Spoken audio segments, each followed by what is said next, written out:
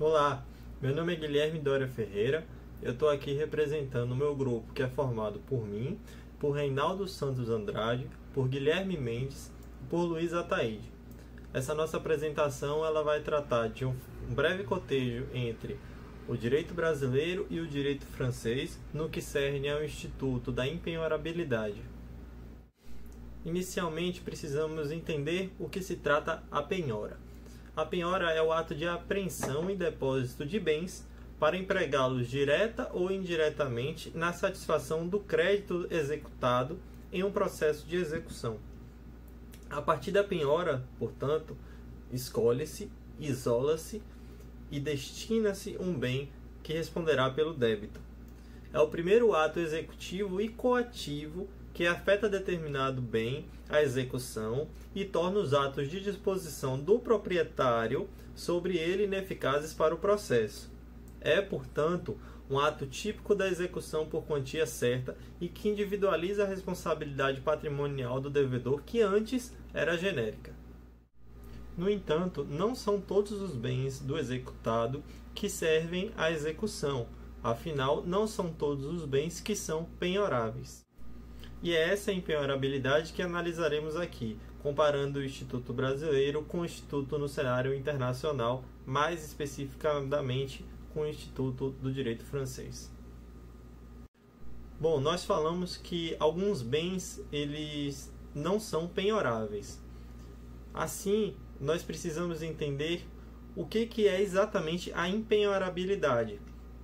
Ela é uma técnica processual que se justifica como meio de proteção de alguns bens jurídicos relevantes, como a dignidade do executado, o direito ao patrimônio mínimo, a função social da empresa ou a autonomia da vontade, por exemplo, nos casos de empenhorabilidade negocial.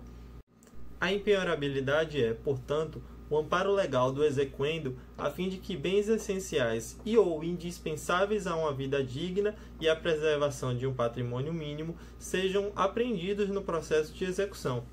São regras que servem como limitações políticas à execução forçada e, assim sendo, é muito difícil de proceder a um inventário exaustivo dos fundamentos das regras de empenhorabilidade, devido à sua natureza circunstancial, que seguem critérios variáveis de acordo com o direito positivo. No Brasil, são empenhoráveis os bens assim declarados pelo exequendo, os de família, os móveis de utilidade doméstica, vestuário e os de uso pessoal do exequendo, salários, remunerações, vencimentos e pagamentos de sustento familiar, os indispensáveis ao exercício profissional, dentre outros, previstos, por exemplo, no rol do artigo 833 do CPC. Por sua vez, em solo francês, o conjunto do patrimônio do devedor constitui a garantia do credor, de modo que, em princípio, todos os bens que lhe pertencem podem ser penhorados. Existem regras especiais consoante a natureza dos bens, ou seja, de acordo com a natureza desses bens, que podem ser créditos, quais sejam rendas, salários, créditos e depósitos bancários, bens de qualquer natureza, bens móveis de qualquer natureza, bens imóveis e direitos reais, direitos de autor, montantes pecuniários depositados num cofre forte, etc. Não obstante, a lei pode prever que certos bens não são suscetíveis de penhora. É o caso, nomeadamente, dos montantes destinados à alimentação, que são designadamente uma parte do salário, fixada em conformidade com a tabela degressiva em função do montante dos rendimentos e dos encargos familiares. Essa tabela ela é reavaliada anualmente. Segundo, dos bens móveis necessários à subsistência e ao trabalho do devedor, que só podem ser penhorados para o pagamento do seu próprio valor ou quando tem um valor elevado. E, por fim, dos bens necessários às pessoas doentes ou deficientes. Desse modo, percebemos que o direito francês, assim como o direito brasileiro, admite a penhora como ato de apreensão e depósito de bens para empregá-los direta ou indiretamente na satisfação do crédito executado. Apesar disso, assim também como o direito brasileiro, ele identifica alguns bens que não são passíveis de penhora, ou seja, são bens impenhoráveis.